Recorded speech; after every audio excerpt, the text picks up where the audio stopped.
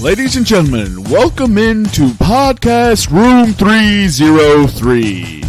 Introducing one co-host with more nuggets than Chick-fil-A, Nick Morahan. Executive producer until we find someone better, Eric Washington. Nobody really knows what he does around here, Nevada Putnam. And now, the single greatest thing to happen to hosting in history, Jermaine Antonio Colon Mendez. On with the show.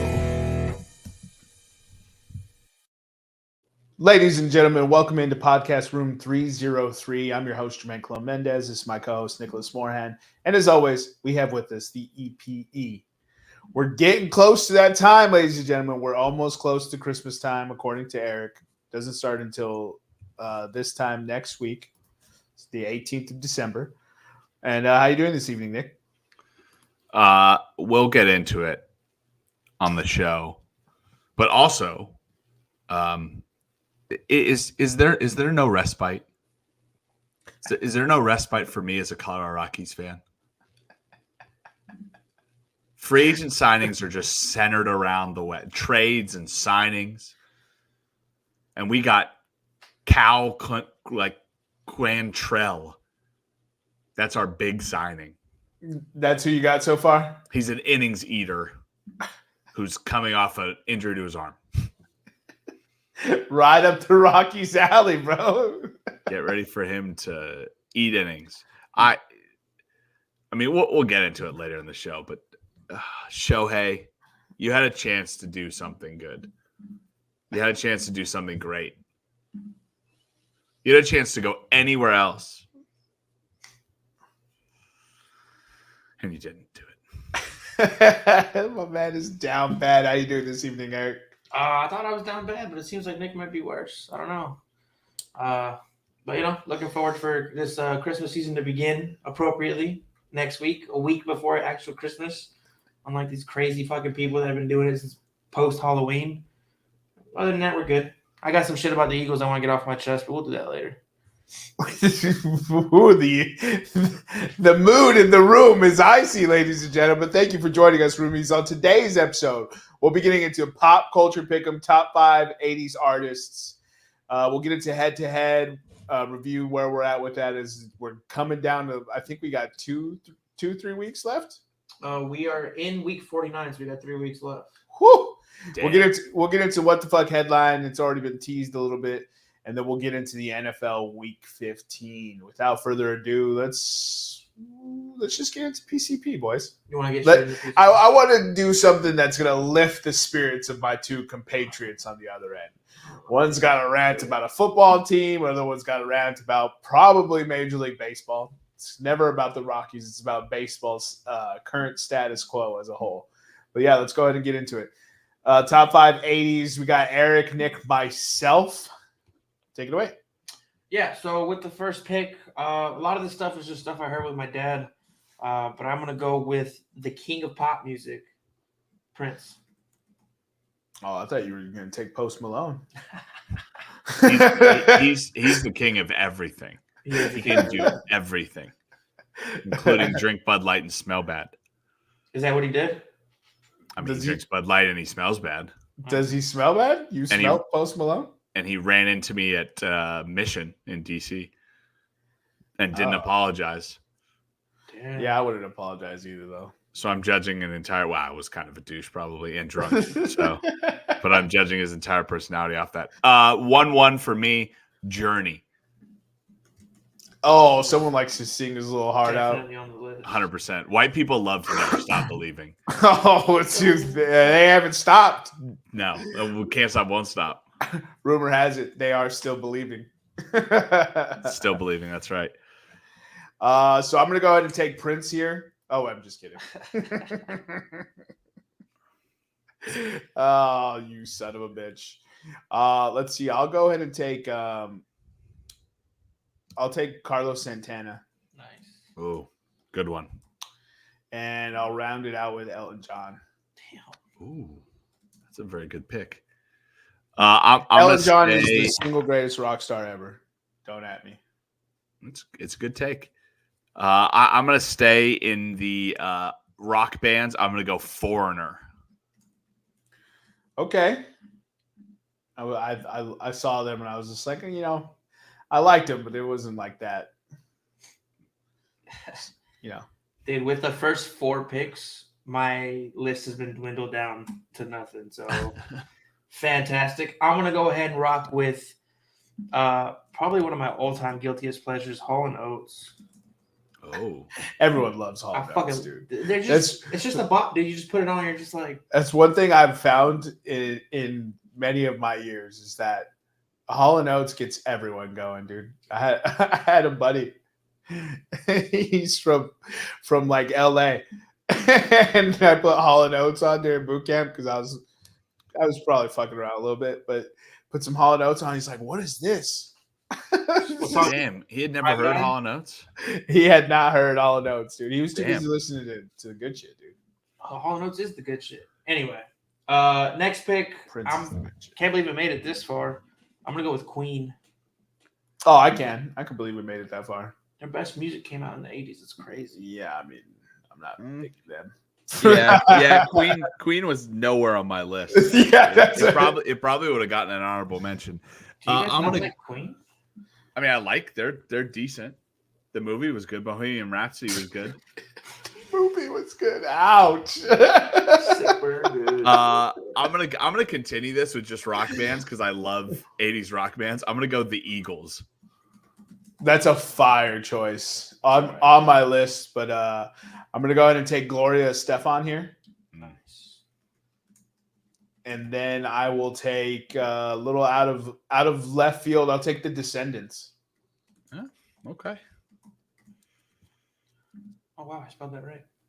I'll stick with the band name, and I'll go with The Police, the inventor of the most dangerous drinking game in human history, set to the song of Roxanne. The Police, they're coming to get my entire list.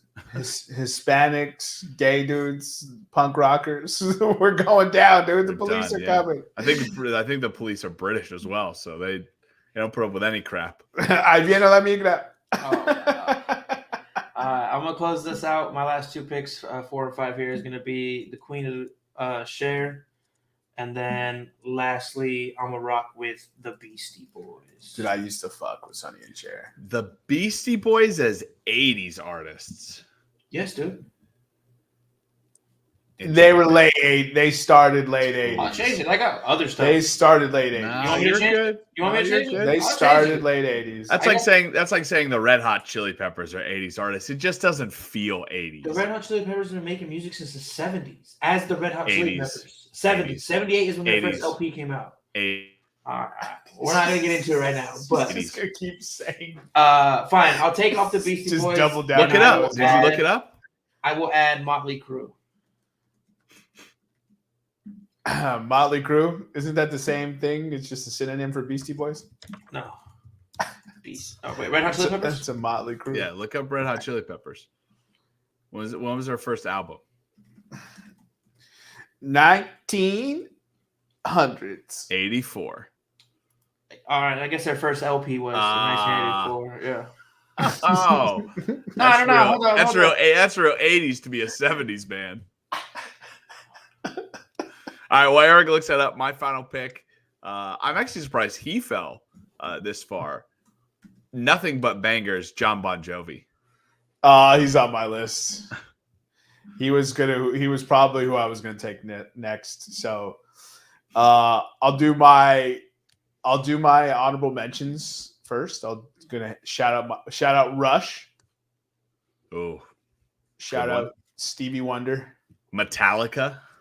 Shout out Fleetwood Mac. Ooh. Shout out, and then my last pick is Aerosmith. Yeah, it's a good pick. Steven Tyler is still alive and it looks pretty good.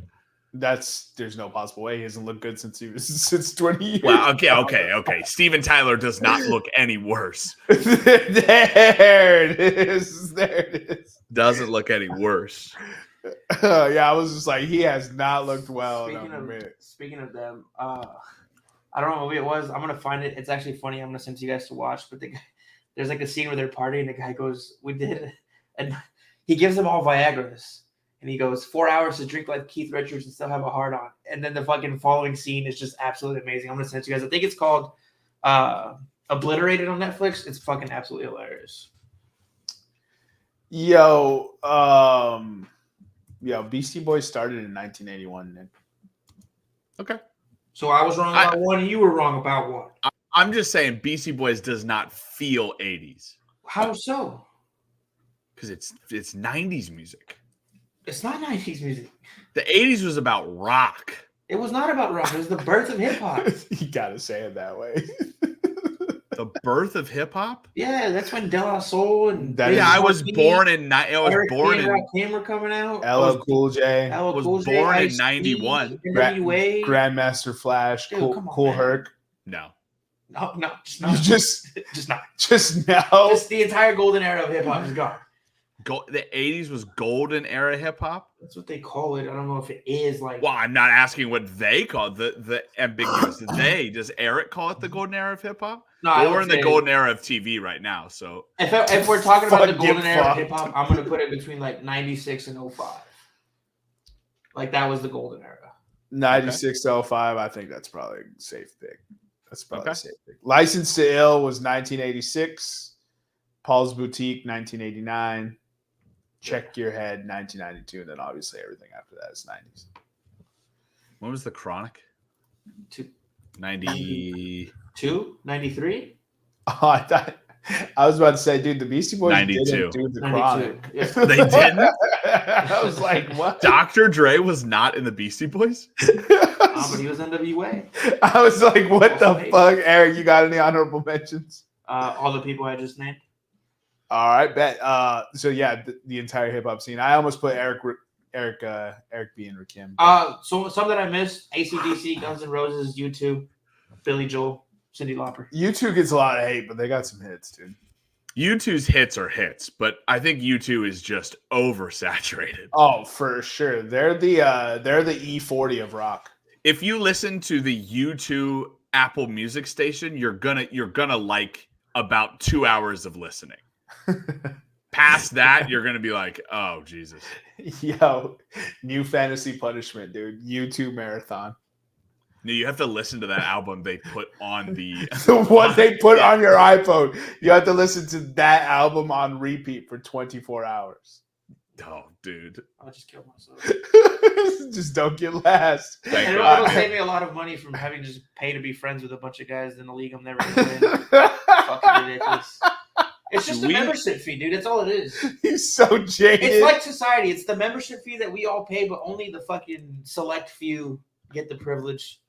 It's fucking bullshit. So you dude. think you're never gonna win I'm now? gonna win. I'm beating fucking everybody this year, dude. I'm big. What seed are you in the Room 303 league, Eric? I believe 5 or 4. I mean, but hey, listen to the roomies out there, some of them who are involved in the Room 303 Fantasy Football League. A big shout out this week to the podcast's own executive producer, Eric Washington, taking care of business, beating Jason handily, and ensuring my smooth. Listen, it was a rough ride, folks, but we're on the runway. We got everybody back home. We lost some landing gear, but we landed. We lost an engine. At different times of the flight, we lost all 4 engines. There was no power. We thought about blowing it up. There was a terrorist attack on board, but we survived. They started charging you for snacks. Yeah. You want some peanuts? That'll be $2.50. Started charging for beer. We traded Gus Edwards for Hayden Hurst, and that's not even a metaphor. If I win the championship, I'm dedicating my championship to Gus Edwards. Nick, didn't I give you Gus Edwards for like a 4th round pick? Yes. No. Gus Edwards was traded for a 3rd, which was then used to draft Puka Nacua. Sorry, ladies and gentlemen. I know listening to other people's fantasy leagues isn't always the funnest, but so you traded Gus Edwards for the 3rd and you drafted Puka Nacua. fantastic value trade for Eric. Then J.K. Dobbins tears his Achilles, and Nick decides now's the time to trade Gus Edwards. And I'm like, okay, that's smart. He has immense value now. You get out in front, you get something. Nick decided to trade Gus Edwards for Hayden Hurst. This was in the dark times. This was we refer to this part of the season as the dark ages. We had just come out of the Enlightenment. There was no enlightenment. You traded Gus Edwards and Irv Smith Jr., by the way. I did trade Irv Smith Jr. You also sent a tight end who didn't score points. You already had a tight end that didn't score points. You traded him to get a different tight end who doesn't score points. Listen, if it didn't work out and I wasn't in the playoffs, I would have been lambasted as one of the worst GMs in the league. But somehow, that trade put him over. After the trade of Gus Edwards, let's see, when did I trade Gus Edwards? I'll look this up and I'll get back to you my record after post. So Eric is 9-5. He was second in the winners division from the year before, and he was crucified all off season. Eric, do you have any message for the haters? Nah, man. That was lame. I don't, because I still have a lot to prove. I got to win a playoff game, but fuck around and let me win this shit. I'm gonna be full of Kanye moments for the whole offseason, bro. I might just fly to everybody's house and fucking mushroom stand them. Oh my god! Every single one of them. I traded Gus Edwards on September 11th. Never forget. Never forget. There's a new tragedy. The second most devastating thing that happened to the East Coast. Nick, what was the worst thing that happened to you on September 11th? I traded Gus Edwards for Hayden Hurst. Oh, bro. Not you losing your flight rights. It was trading Gus Edwards for Hayden Hurst. Yeah, 100%.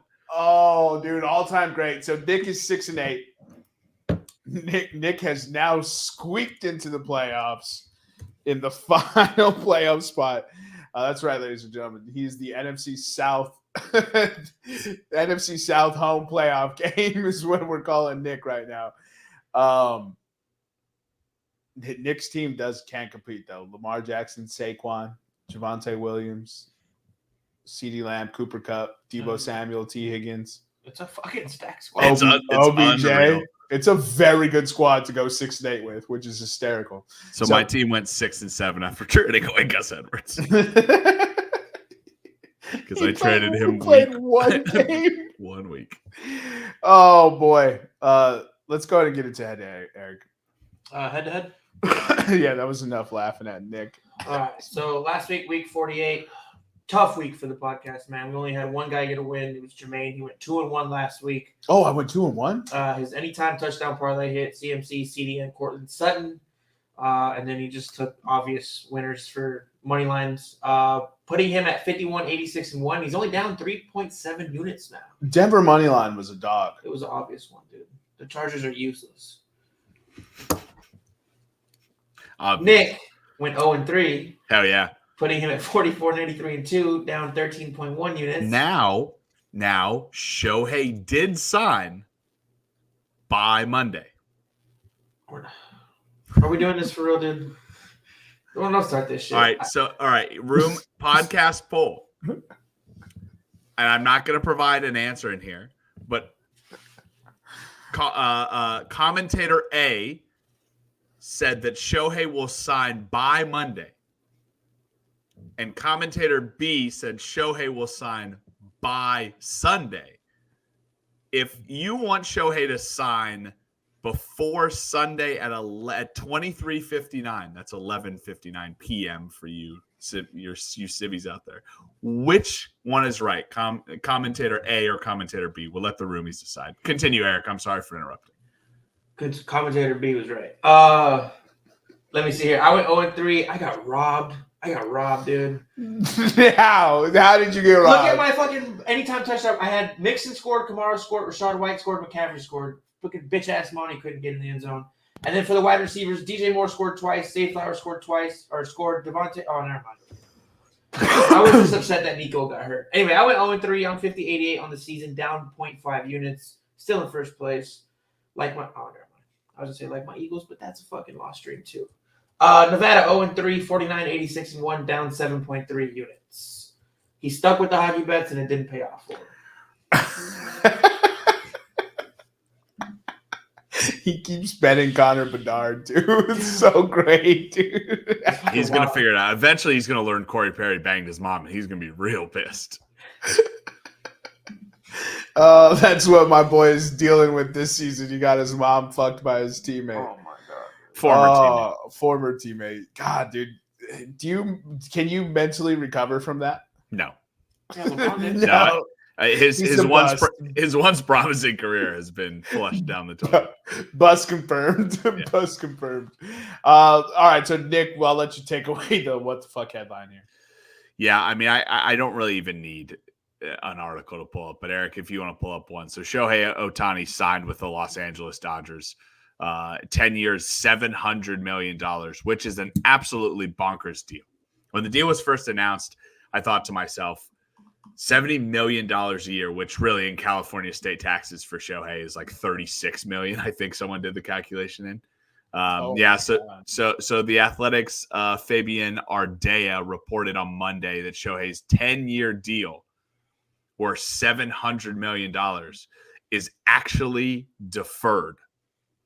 So Shohei is actually only being paid $2 million a season for the entire length of the deal. That's 10 years, which, doing quick math, that's $20 million off. So the rest will arrive without interest between 2034 and 2043. That's $680 million over the next 10 years.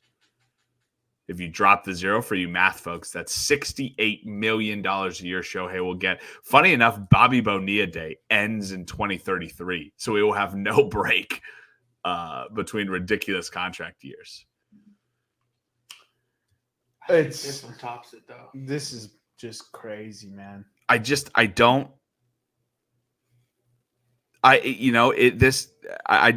some research into this, and deferred contracts by the MLBPA CBA, by the current CBA collective bargaining agreement, are legal.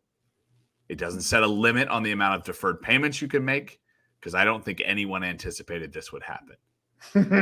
But the fact is accurate. The fact that the best player in baseball is getting paid $2 million a year is absolutely insane. He is the 17th highest paid player on the Dodgers. The competitive imbalance this is going to create, like all the names that the Dodgers are linked to now, because they're only paying Shohei $2 million per season, is absolutely insane. They're still going to sign. They're still in the running for Yamamoto. That's correct. Yamamoto. They have been rumored to be pursuing Snell. So if we take Shohei Ohtani's 70 a year, that is higher than 7 teams' current payrolls. The Cleveland Guardians, the Miami Marlins, the Milwaukee Brewers, the Cincinnati Reds, the Pittsburgh Pirates, the Baltimore Orioles, and the Oakland Athletics. My God, dude. The Kansas City Royals are only at $78 million. So when it started, Yamamoto was plus 600 to the Dodgers, which was the fourth. What would it be? Shortest odds? Yes. So it was the fifth shortest odds. Now he's got it was plus 250. Dodgers are the shortest odds. And Junho Lee just signed with the Giants. Giants, yeah. Very, very good Korean baseball player. I mean, like, there's no respite for. Here's my thing. Very famous, and both of you know this because we've had these bar conversations or sitting around conversations before. Your favorite what if in sports history. The MLBPA blocked a move that Alex Rodriguez wanted to do to the Boston Red Sox because it would reduce his, at the time, record salary down to about $5 million a year. How is this any different? It's not. It's not. It's not different. They just want him in LA. Like, You know the Giants made the same offer? An identical offer? It came out today. Did you guys not see that? I did not see that, no. Oh, shit. Barry Bonds never won a World Series, right? No. Barry Bonds never did. They went to it in 2004, I believe, with him and Jeff Kent. Yeah. I think that's what they're trying to do, man. I think they're trying to ensure that Shohei has a successful career. Just so you guys, the San Francisco. Anyway, Giants offered Shohei Ohtani same $700 million with $680 million deferred deal. It's on the San Francisco Chronicle, but they have paywalls. So, I do love the memes that are happening though. So by the way, if we want to plug this in, and I did today, when it came out, plug the Shohei Ohtani deal into our free agent tracker, our wins tracker for Room 303. The Dodgers get an instant 10-win boost to 100 and some win team already. That combined with the moves that they've made this offseason has them at a 116 win team. What other moves did they make? I can't remember off the top of my head.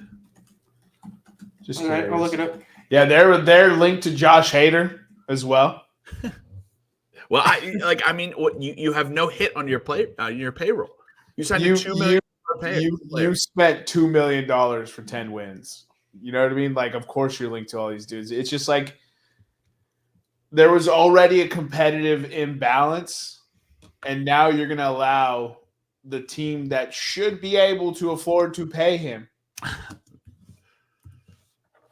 Man. It's like, like the spirit of competition has been absolutely crushed in the last 2.5-3 weeks. The College Football Playoff Committee leave out an undefeated Power 5 school. Now Shohei is signing this $680 million deferred contract. It's crazy. If the Dodgers, what's the disappointment factor? If the Dodgers win 2, is that a disappointment? I don't know. Maybe. I mean, no team is over the luxury tax right now. Did Freddie Freeman ever win MVP? He has one, I believe. All right, I got the Dodgers here. So Victor Gonzalez, relief, was it right-handed pitcher or relief pitcher? RP. Right-handed pitcher. Joe Kelly, right-handed pitcher. Shohei Ohtani, TWP. Jorbit Vivas, second baseman. Wander Suero, pitcher. Jason Hayward, outfield. Lance Lynn, SP, switch pitcher. Starting pitcher. Yanni Hernandez, shortstop. Eduardo Salazar, right-handed pitcher, and then Ricky Vanasco and Blake Trainen. So in that Eric, that's relief pitcher. RP is relief pitcher. Okay. Yeah, I mean the Joe Kelly move, the Lance Lynn move, the Blake Trahan move to bring Blake Trahan back. So they did sign Joe Kelly after all. Mm-hmm. Yeah, Jason Hayward. Jason Hayward was the low key a really good signing for the Dodgers. He played well for them last year. 15 home runs and 40 RBIs. And he came back on a team friendly deal. Yep. Freeman won the MVP in 2020. Yeah, so Shohei is joining 2 former MVPs. Yeah. And the second and third MVP runner up from this past season. Yeah. You get what I'm saying? Like, this is how can anyone sit here and their salary cap is the most free salary cap of any team? Shohei. So the players you talked about, Mookie Betts and Freddie Freeman, make up 42% of the Dodgers' current payroll. Shohei makes up 1.5%. He's the lowest paid player on the starting roster right now. He is not the lowest paid player. That would go to Blake Trahan and Ricky. The starting lineup though, 1 through 9. Oh, starting lineup. Yeah, 1 through 9. Sorry, I apologize. I saw it on Instagram today. Yeah. I mean, maybe Will Smith. Will Smith might. Now Will Smith is going to get 9.7. Yeah. It's the best player in baseball. Makes me sad. The least expensive starter for your team. It's crazy. If you compare him with salaries on the Dodgers right now, he is tied with Gavin Lux, and he is just above a player I think you both would agree is a household name. That'd be Yancy Almonte. Hey, yeah, how many teams is this for him now? Eric, what position does Yancy Almonte play without looking it up? I don't know, shortstop. Nope. He's a relief pitcher. Switch pitcher. Switch pitcher. I just don't know anymore. Oh, he played for the Rockies. He did play for the Rockies. Mm. He's 30 years old. He's gonna win a World Series now. So look, do we play next season?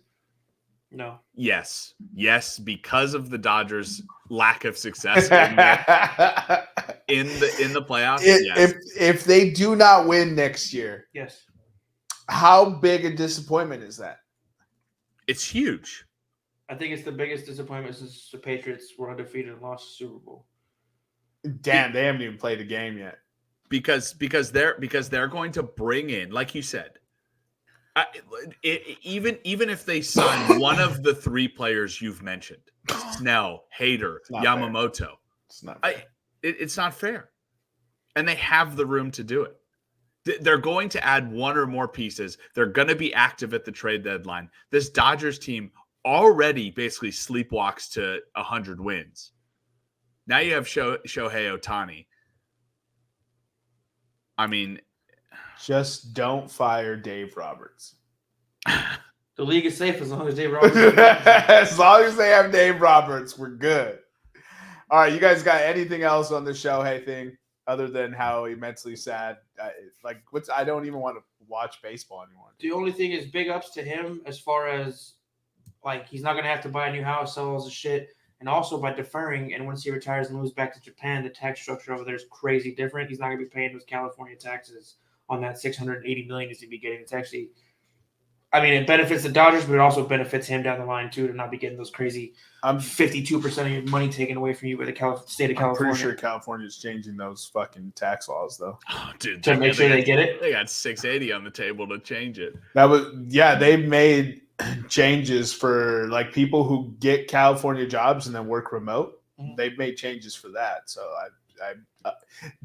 long story short, they're gonna get their tax out of that, man. We'll see. Unless he has better lawyers, the state of California, they fucking. Who has better lawyers, the Yakuza or the state of California? We're just putting Shohei with the coups now. Of course, dude, that's his people. Well, you don't want to get the two confused, right? Jacuzzi and Yakuza, or else you find yourself in hot water with the Japanese mafia. Couldn't resist.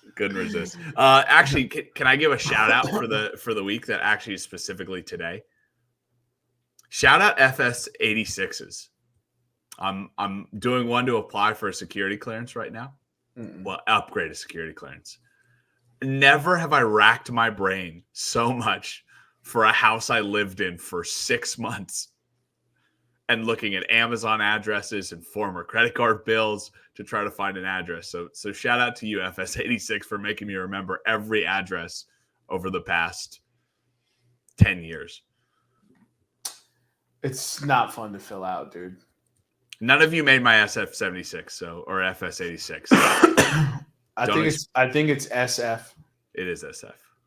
Yeah, you keep saying FS. San Francisco 86. San Francisco George Kittle. No. Anyways, nobody cares about Nick's boring form that he's filling out. Let's go ahead and get into the NFL 14 review. I'm breaking up. Just kidding. What are your two takeaways for the week, Eric? Takeaway number one, he's going to go to Philadelphia, is that Brian Johnson needs to be fired. All right? Let me tell you something here. Jalen Hurts. Tell you something. Hold on. Let me get through this without crying. Jalen Hurts has an expected completion percentage of 61.6% this season. That's the second lowest in the NFL. That's his expected completion percentage. Hurts is presented with the second most difficult throws on average in the entire NFL. Basically, Hurts' completion percentage over expectation is plus 4.9%, the highest in the NFL. So he's doing the most with the least.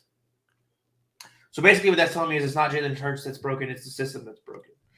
Now you ask me, how do we know this?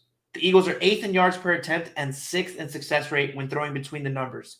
But they are 30th in the league in a number of possessions that are played in the middle of the field. Running back screens, they have the 4th highest conversion rate We use it at the 28th the 28th percentage in the league. Running slants, the Eagles are 7th in success rate on slants. We are 22nd in usage on slants. The curls, we rank number 1 in curl success rate. We rank 28th in the league in attempted in usage in curls. We're winning games, where we were winning games, and making up for a lot of bad shit, and we got exposed by 2 good defenses back to back. Brian Johnson is not qualified to be an offensive coordinator for this team. He needs to go. I don't care if we win the rest of the season, we make the playoffs. If we don't win a Super Bowl, he's got to go because he's crippled this offense. It's like watching the Carolina Panthers offense, but if they had a bunch of stars and they just couldn't fucking get it together, is what it feels like. And that's not disrespect. It's just saying that your receivers don't get separation. You know what I mean? Like, it's just horrible. False. And we also are not running the fucking ball with the number 1 offensive line for running the football. It's fucking pathetic that a team who has so much success, the very next year they get fucking raped for their fucking offensive and defensive coordinators. It's so fucking annoying. They got to change. And I guess they can't change the rule because it's fair that these guys get head coaching opportunities after having a great season. But it's absolute dog shit, man. It's absolute dog shit that the personnel has not changed, but the system is fucked. And it's just really annoying. And I'm over it. I want Brian Johnson gone, and I want Sean Desai gone. I want Nick Sirianni to stay there forever.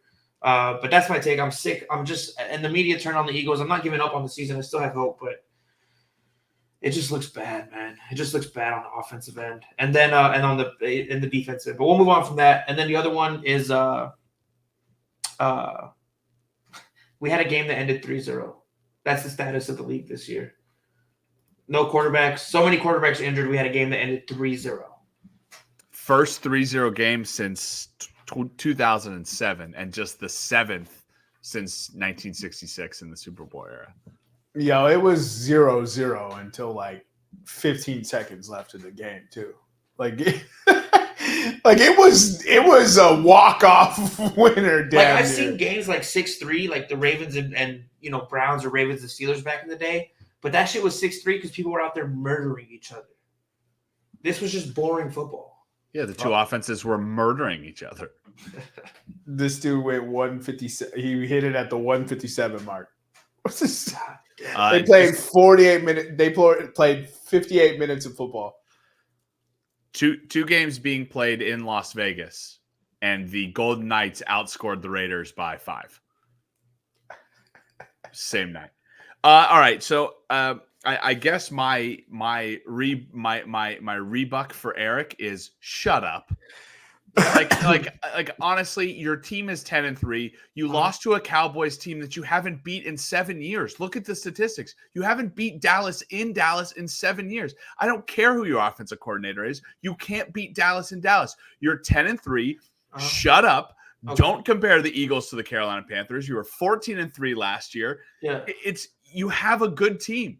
I said I'm not giving up hope on the season. You had these same struggles last year. No, we didn't. Yes, you did. You didn't run the ball. Your wide receivers couldn't get separation. Everything was on Jalen Hurts to run. These are the same issues you had last year.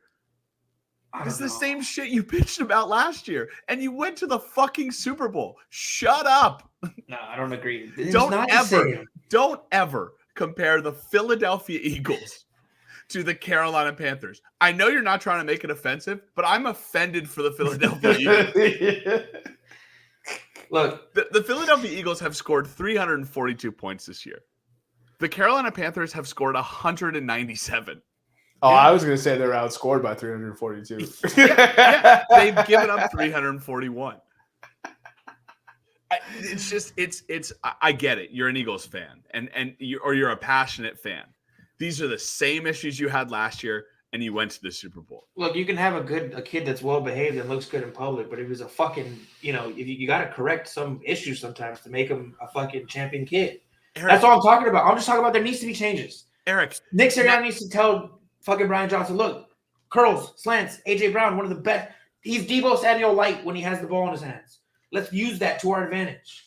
Eric, it's fucking annoying that you don't just get a pass because your record's 10-3. You have to actually fucking. But you do. You do get a pass. I think that's wrong. I think that's when people lose their drive and they get comfortable and complacent. Right. that looks like a 6-7 season. I guess. A 10-3 season in which you lose to a team that you haven't beat in 7 years, that's just a trend. That's you can't beat Dallas in Dallas. I understand. Because a lot of teams can't beat Dallas in Dallas. Yeah. I get what you're saying, dude. But I got news for you. All kids are assholes at home. Are they? Yes. All right. All right. So that's my Eric. Eric took my two takeaways. So I'll move ahead with this. Brock Purdy with his whereas I just had it with his 300 and his 19 pass completions for 368 yards and 2 touchdowns now moves ahead of Kurt Warner for the most yards per attempt average in NFL history with 9.9. So you can say, oh, he only throws slants and Brock Purdy doesn't throw the ball down the field, but he's tied with Kurt Warner for actually he's leading Kurt Warner by decimal places, 9.9 yards per attempt all time. Also on this list, number 3, Chris Chandler. Can you tell me what team Chris Chandler played for in 1998? Chris Chandler. Chandler. Why did I think that was the Minnesota Vikings? Maybe it was. Hold on. Let's see. Chris Chandler. I had. It was not. Okay, it was the team that I thought it was. Okay. Chris Chandler, quarterback for the Atlanta Falcons in 1998. Jesus Christ. Also on the list, Kurt Warner, number 2, Chris Chandler, 3, Matt Ryan, number 4 in 2016, and Aaron Rodgers in 2011. So that's takeaway number 1 is Brock Purdy, I think, is a legitimate quarterback. And I think people need to stop slandering him. He's a good quarterback in an elite offense. Or he's a great quarterback in an elite offense. Either way, he keeps doing it. Yeah. I think he's good. And I'm not going to dispute that. Takeaway number 2. Are the Kansas City Chiefs the worst losers in human history? Oh my God. Those crybabies, man. That was a bad look. It was a bad look. Like the comments after that, it was almost like they made comments during the game, and those were bad. Mahomes not shaking Josh Allen's hand, but instead saying him, that's the worst fucking call I've ever seen. That's a bad look.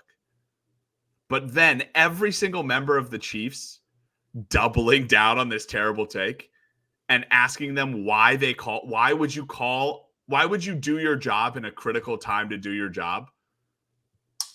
Dude was offsides by a mile, though. He was offsides. And then to say you can't take that away from Travis Kelce's legacy. You can't, Andrew Reid was upset because the officials didn't let him know that Tony was offsides. I see now that the refs do that all the time. Right. They do that all the time. So that one is the one gripe I will give them legitimately. But they're not supposed to. They don't have to. No. And also it's not the ref isn't going to run up to you and be like, "Hey, scooch back a little bit." Right. You gotta be the one pursuing that ask. The whole thing, it's a bad look, dude. And then of course, let's say this happens to the Buffalo Bills and Stephon Diggs is offsides. And Josh Allen reacts the same way because Josh Allen has reacted the same way before. He's a crybaby. He's not the leader of the Buffalo Bills. This is why Stephon Diggs wants a trade. Right? Yeah. Mahomes acts like that. And what do you hear everybody say? The same shit that gets applied to Brady. Oh, he's just a competitor. What a guy that he just wants to compete and he wants to win for his team. You lambasted Cameron Newton after he walked out of the Super Bowl. Rightfully so. Because he wasn't mature enough to sit there and listen to a team beat him. Fine. Apply the same thing to Patrick Mahomes. Mahomes can't even shake Josh Allen's hand and say, "Hey, you did it. You had a good job. You had the lead with 1:30 left." And then a penalty took that away. He couldn't even say, "Hey, good game. You put yourself in a position to win." To Josh Allen. He had to say, "Wah, wah, wah. Worst call ever. What did you say, Jermaine? And of anyone, if anyone's allowed to bitch about referee calls, it should be Saints fans. What have you said? Or about the Saints calls? There's still time left. Yeah. 1:30 left. I don't think that was a fourth down. It was not. Patrick Mahomes, that's the other thing that you have to talk about with this. Patrick Mahomes didn't start blowing up until after they ran the 3 next plays that all failed. Instead of getting, some yards, they went deep on all of them and they all failed. And then they had to give the ball back. So it's like, you didn't bitch until after you knew the result. After you knew the result didn't go your way, that's when you started bitching. And so that made it look even worse from that perspective. Also, for him to say that's the worst call he's ever fucking seen when Josh Allen got hosed against him, right? Like, when Josh Allen has continually gotten hosed against Kansas City Chiefs is crazy. To say that, to sit there and say that when you won the Super Bowl on a bullshit call. Inside 2 minutes that the refs made. 2 minutes. The refs bailed you out and won you a Super Bowl on the least egregious pass interference call in the history of the NFL. And this is how you're going to react when a call goes against you? It's a bad look. It's such a bad look. And what blows my mind is that it feels like nobody, and I haven't seen very many things. I've seen like Rich Eisen react. Well, also we don't watch Talking Heads. Not anymore. So we need to get Eric back in here to let us know what the Talking Heads. Yeah, Eric will have to let us know about the Talking Heads. But it's like, I saw Rich Eisen react, and he was just like, "Are you fucking kidding me, Kansas City?" Like, I do love Rich Eisen. So like, it's like, how do you feel like you should be able to you feel like you should be able to call this out? You think it was that bad? Yeah. Like, no, it wasn't even close to that bad. Yeah. I literally sent a compilation to the Instagram chat of just all the blown calls that have gone in the Chiefs' favors. Yeah. The pass interference calls that they lost to the Green Bay Packers on, they were less upset about those calls than this correct call. The pass interference ones were incorrect. They didn't call it. This one is the correct call. They're more upset about this one than that pass interference. So, like, make it make sense. I don't get that. Yeah, I can't, buddy. Can't make it make sense.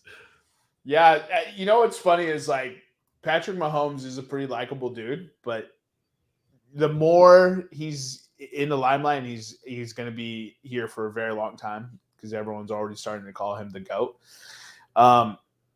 You kind of make sense why his brother and his sister are in his circle. like begets like is what you're saying? Yeah, it kind of just feels like that. Like, maybe Patrick Mahomes is kind of a shitty dude. Yeah, I mean, my thing is, you didn't. If a guy is getting popular, but you don't want him to become your head of the head of your league, the poster boy of your league, you say stuff he does is childish and immature and not very good for a role model, right? I keep going back to Cam because I do defend him so staunchly. When he was dancing, it was not sportsmanlike. He had committed murder, dude. Right. It was not sportsmanlike. When he was giving, they wouldn't even praise him for giving balls away to children. Like, that was like a crime. Remember, he was being persecuted. It was a crime of the century. Yeah. And then they decided that they were gonna fine him. And Cam Newton was like, "Okay, fine. Yeah, okay, $5,000 to give a ball to a kid, cool." And he kept doing it. And he kept giving them 2 kids. Yeah. Wouldn't give him wouldn't just flip him into the stands, would find a kid. Sometimes would push guy. I've watched games where he pushed guys out of the way to give it to a kid. Or he gave it to the kid, the dude grabbed it, and he had to be like, "No, give that back." Yeah, give it to the kid, asshole. You ape. All right. Eric's back. Eric, we're discussing Patrick Mahomes. Uh-huh. and how the talking heads have now applied the Bradyisms to Mahomes and how he can't control his emotions because he's a competitor. Yeah. But if any other quarterback does it, like let's say Josh Allen loses in overtime and has typically been very professional with being like, it's on me and blah, blah, blah. But Josh Allen has had some times where he's reacted and they've been like, how immature. Yeah. Or the classic case is Cam Newton, right? Whenever Cam Newton was dancing, it was unsportsmanlike. Whenever Cam Newton walked out of the Super Bowl press conference, he was the worst role model for kids.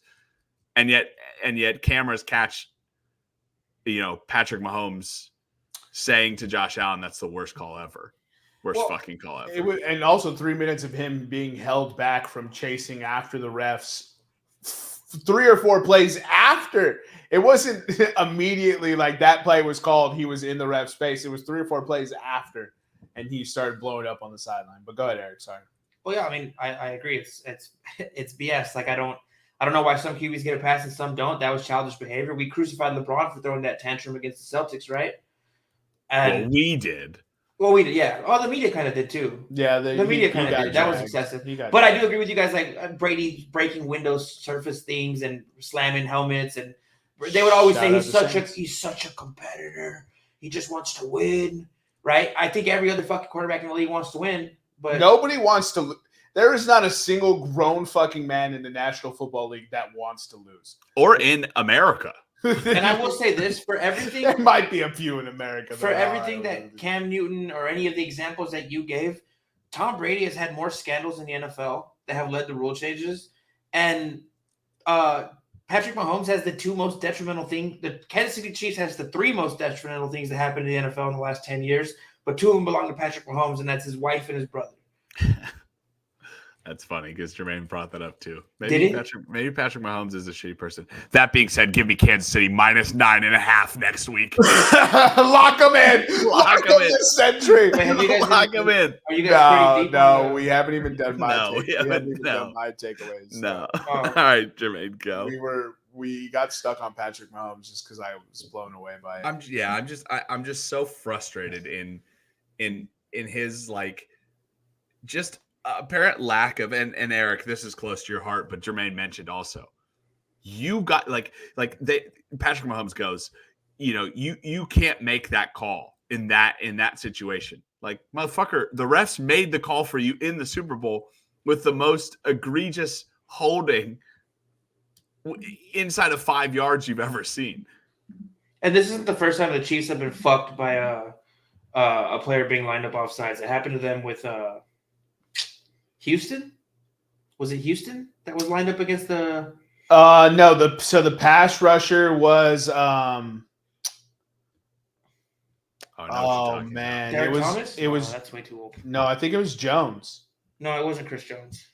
No. Wasn't it another Jones? Chandler? Was it Frank Clark? Frank Clark. Frank Clark was against the Patriots when Tom Brady threw the interception in the AFC Championship game. And then they called it back because of that. So, yes, I guess that's 2 examples of it happening against you, but it happens. Like, that play gets called. You can't line up in the neutral zone. You can't do it.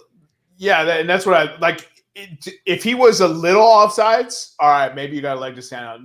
My guy was past edge rusher's hands. And I kept hearing that they're supposed to give you a warning.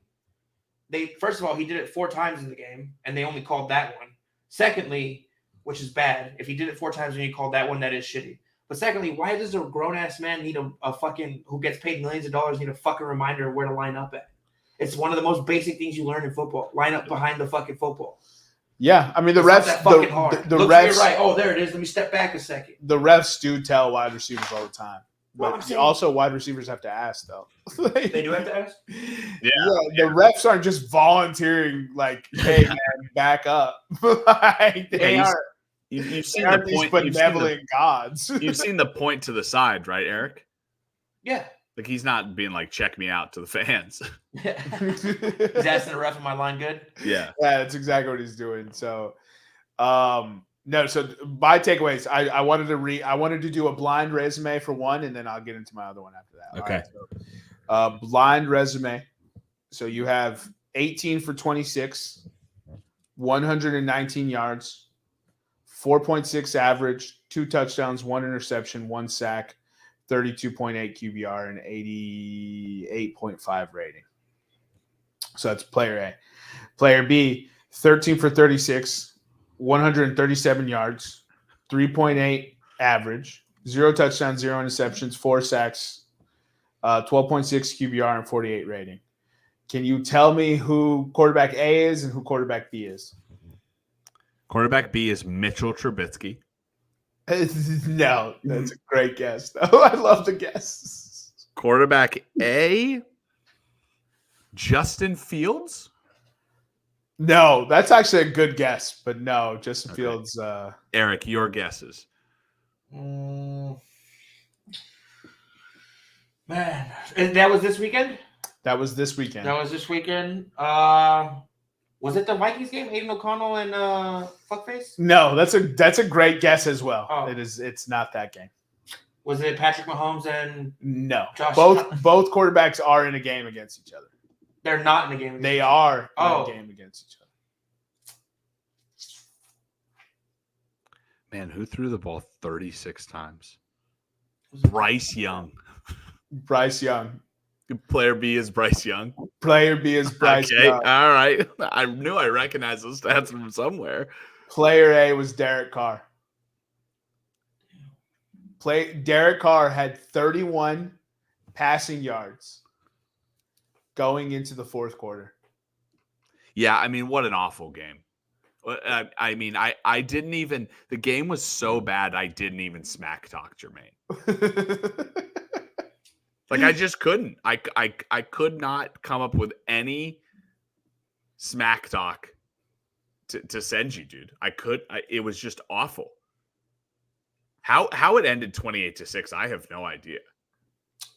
We scored 14 points in the fourth quarter. No, I know. Of course I know, but like what I'm saying is Derek Carr didn't outduel Bryce Young. It was a hot potato of a football game. You have it. It was awful. And now the Saints continue to do the reason why we haven't fixed our quarterback problem is we're a good enough football team to just be in contention and then be eliminated with 1 or 2 weeks left in the season. And here we are again, 6-7, tied for the division lead with the Tampa Bay Bucks and the Atlanta Falcons. And we have another shot at winning the division and playing a playoff game, dude. What in the fuck is going on? All that to be said, from that point, I want Giants +6 this week. There is no way we can barely beat the Panthers like that and be favored by 6 points. That's too big a spread. The last takeaway I have from that is there a quarterback controversy in Cincinnati? No. What about in Seattle? No. Drew Lock and Jake Browning both balled the fuck out this week, dude. I think Drew Lock is good for like a Matt Flynn type game. Drew Lock is good for like a game that'll keep him in the league for like another 5 to 7 years. Drew Lock is a guy that Justin Herbert owners are going to have to start this week. That's brutal. Oh, man. The injuries this year have been shenanigans. Let's get into the Week 15 betting slate. Yeah, so Week 15 betting slate. 2 teams coming off the bye. That'd be the Arizona Cardinals. John Gannon, first-year head coach. Arizona 1-3. Straight up and against the spread since 2019, coming off the bye. The other team, the Washington Commanders. Ron Rivera has been the Commanders' head coach since 2020. They are 1-2 straight up and against the spread in his tenure there. As a head coach since 2011, Carolina Panthers, 2011-2019. Riverboat Ron is 6-8 straight up, 5-9 against the spread as the head coach. That's all to say. Who are they playing? That's all to say. Give me the Rams -6.5. And then I'll have some more tidbits about the Arizona San Francisco game, but I don't think I'll be taking any action in it. Last week, we tried to fade the Rams going to Baltimore and playing the Ravens. That didn't work out so well. This week, there are no West Coast teams traveling to the East Coast early. However, Eric's Eagles do travel to the West Coast in prime time to play the Seattle Seahawks. Seattle is +4. I know all that stuff that I talked about the Eagles and how good they are. Give me Seattle +4 based on that. Teams, East Coast teams traveling West Coast in primetime this year, 1-2 straight up and against the spread. 5 teams last week scored less than 10 points. The Carolina Panthers, the Houston Texans, we already talked about this, but the Minnesota Vikings and the Las Vegas Raiders and the Los Angeles Chargers. When teams score less than 10 points, and they are the dogs this week, or the week after, excuse me, that would be the Carolina Panthers, 3-point dogs, the Houston Texans, 2.5-point dogs, the Minnesota Vikings, 3.5-point dogs, and the Chargers, 3-point dogs. Teams are 15, 12, and 4 as dogs of less than 10 points. That's 55%. Give me Carolina +3. Give me Minnesota +3.5. And then the Chargers and the Raiders play each other. Since the Raiders have moved to Las Vegas, they have won twice and lost once. They're on a 2-game winning streak in Las Vegas. However, the total has not been under 47 since the Raiders moved. Right now, the total is set at 34, though. I would like over 34. I know Justin Herbert's out. Who cares? Give me over 34. Too low. Easton Stick versus Aiden O'Connell. It's a shootout. Easton Stick. What a name. It's a very good name. What kind of stick is he? Kind of sticks to you, right? That's really bad. 2 games this week where the spread is over 9.5 points. This year, the trend is actually when the spread is greater than 9.5 points, you want to take the over. The over on the year is 22-11 in games over where the spread is greater than 9.5 points. 2 games this week, KC and New England and San Francisco, Arizona. Give me the KC New England over 37. That's too low. And then favorites when the spread is greater than equal to 9.5. They are 19-14 against the spread this year, 27-7 straight up. Give me KC -9.5 because also here's a little Nick factoid. KC, when facing a rest disadvantage since 2019, is 9-7 against the spread. The New England Patriots in that same time frame, they have the rest advantage from playing on Thursday Night Football, 3-8 against the spread. So give me KC -9.5. More division matchups. The second game where the spread is over 9.5, that's San Francisco, Arizona. Arizona is 13.5-point dogs playing at home.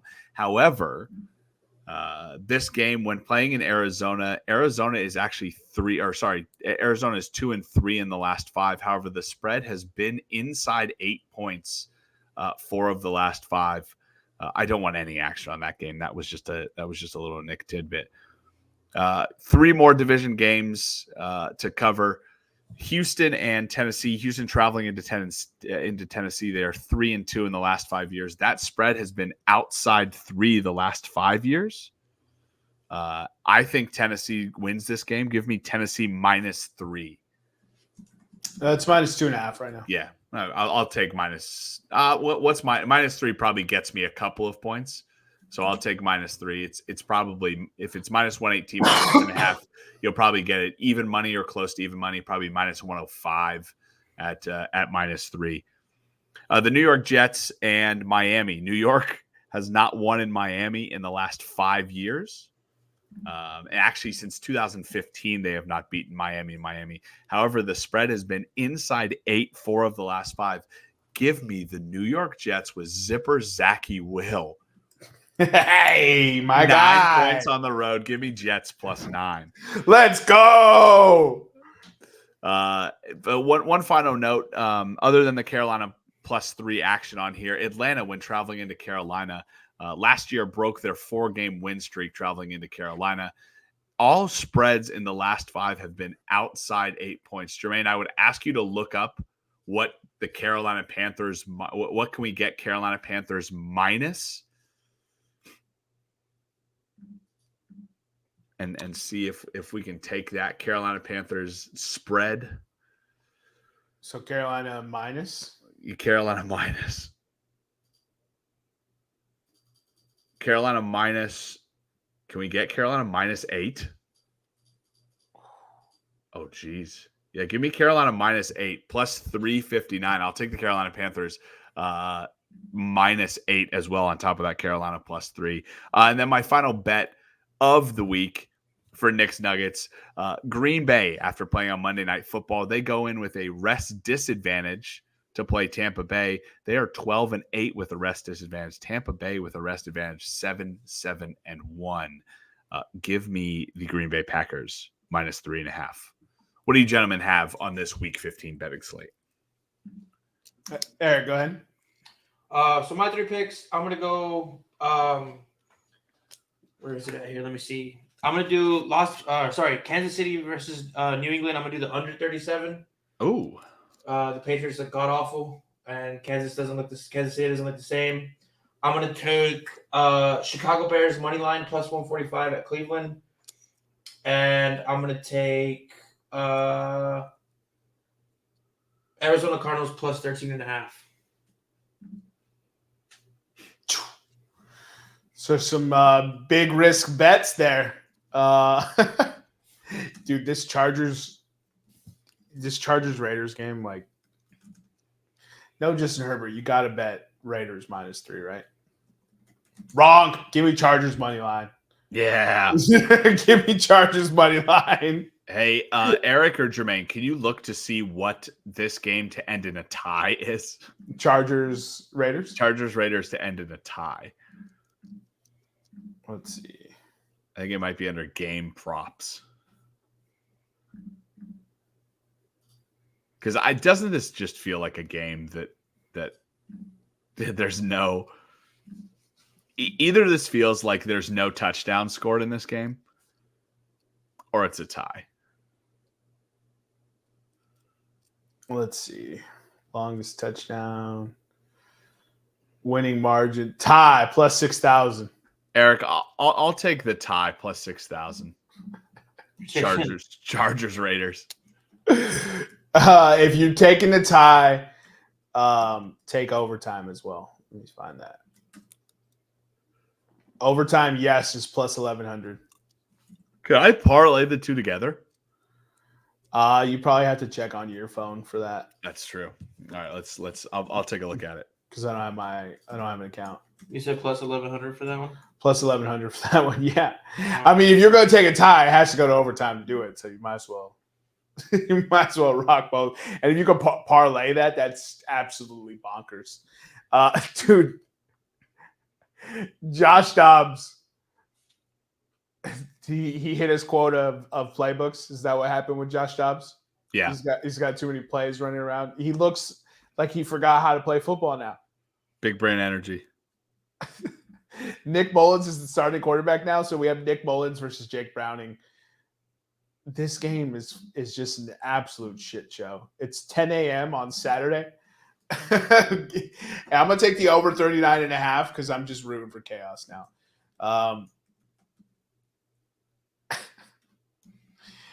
This is such an incredibly big matchup. Pittsburgh Steelers and Indianapolis Colts are both playoff teams right now at 7-6. They're the 6th and 7th seed. And this is such a big matchup. Give me Steelers money line at plus 110. Look, Mike, I'm going to continue to bet with Mike Tomlin until he has a losing record. Give me the Detroit Lions -5 against the Denver Broncos. Oh, I actually want to switch one of mine. Right. Then I'm going to take the Chiefs Patriots over 37.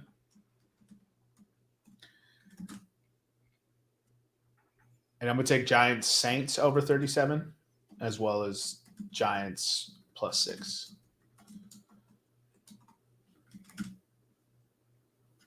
Okay. Give me This is dependent on Tyreek Hill playing. If Tyreek Hill plays, then I don't want it. But if Tyreek Hill doesn't play, then I want Jets money line plus 370. Then, oh man, in Joe Flacco we trust. I won't ride with Eric, but I do like that money line bet. Did you take Carolina money line, Nick? Yeah. I mean, I'll take Carolina money line. Because I'm gonna ride with you, dude. Because I need Atlanta to lose, so I'm gonna ride with you. Give me Carolina money line plus 36. That is the dumbest bet of the week. I'm gonna go Houston, Tennessee under 38. It doesn't look like they offered it, unfortunately. Oh, you can't parlay them. Can't parlay it, no. I want Dallas Buffalo over 51 though. No, that's not true. Give me under 51. Under 51. And boy, oh boy. Yeah, and then I that's all I'm gonna take for this week. Okay. I think that's it. What are your thoughts on that Baltimore Jacksonville bet? Game. Baltimore minus whatever it is. What, 4, 3? Minus 3.5. Yeah, take it. Yeah, I feel like Baltimore always seems to play really well against teams that are good. But like last week, the Baltimore is the king of like don't prep because it's a bad team. The Rams are a playoff team though, aren't they? But yeah. Do the Rams look like a playoff team? When they have a running back. I mean, they look pretty game against Baltimore. Because Baltimore is the ultimate play the level of your competition football. We can't have every team be that team. How many teams have we said that for now? Baltimore, the Buffalo Bills, Tennessee Titans, Los Angeles Chargers. I think I'm out on the I think I'm out on the Chargers as a play to your level team. I think they have a max level. I think Eric and I should issue an apology at the end of the season for picking the Los Angeles Chargers to win the Super Bowl. Yeah, that should be a public apology in which you apologize to the players, the fans, your head coach, most importantly, Jesus Christ. Bro, we have gotten that one so wrong. How many times have we hitched our wagons to the Los Angeles Chargers only for this to happen? They're the anti-Utah Jazz of this podcast. Fuck it. I was talking to Eric today I was like, I'm just never gonna be on board with Donovan Mitchell, dude. It's just not me. The Chargers are the anti-Utah Jazz of this podcast. The Chargers and Myles Garrett will be synonymous with always being picked. Dude, Myles Garrett, Defensive Player of the Year. I'm lock me in for 2024, dog. Already. You guys got anything else for the 10s and 10s? Is it just me, or is football almost becoming an unwatchable product this year? It's there. I have not been watching a ton lately. I've been watching quarters of games, and then that was enough. But you're switching games, right? A lot. Yeah, you're not. We started not watching it with sound because it's just it's been bad, dude. I think I'm going to term this season 2023-2024 the ultimate red zone season. Yeah, red zone. Yeah, because it polishes the turd. You know what I mean? That's all you need to see. Just every touchdown from every game, and there hasn't been a lot. And it's like the big time matchups, right? Because we've had a lot. They just haven't really seemed to deliver. There's been a lot of blowouts in the big time matchups, right? Yeah. I mean, Dallas got blown out. San Francisco got blown out by the Cincinnati Bengals. Yeah. Remember? 34-3. Yeah. Dallas comes back and blows out Philly. Jacksonville got blown out by San Francisco, I think. San Francisco blew out Philly. There's got to be other instances, Eric. I'm not just picking on Philly. No, you're These are definitely just picking Philly. I'm 100% not. Jermaine 70-20. Nobody could think of that. The what? 70-20. Nobody wants to talk about that. Well, that's not a prime time. I wasn't thinking the Dolphins and the We Broncos.